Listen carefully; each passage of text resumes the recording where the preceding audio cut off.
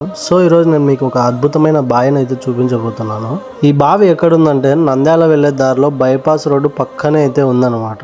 అయితే మనం ఈ రోజు ఈ బావి గురించి అయితే తెలుసుకుందాం. సో ఈ బావిని వచ్చేసి దిగుడు బావి అంటారు. మనం ఇప్పుడు నీళ్ల కోసం బోర్లు మోటార్లు వాడుతున్నాం, కానీ పూర్వకాలంలో నీటిని నిల్వ చేసుకోవడానికి రాజులు ప్రజలు ఇలాంటి అద్భుతమైన దిగుడు బావులను కట్టించేవారంట. ఈ బావులు కేవలం నీటి నిల్వ కేంద్రాలు మాత్రమే కాదు, ఆ కాలపు ఇంజనీరింగ్ నైపుణ్యానికి గొప్ప ఉదాహరణ కూడా. మీరు గమనిస్తే ఈ బావి చుట్టూ రాతితో నిర్మించిన మెట్లు కనిపిస్తున్నాయి.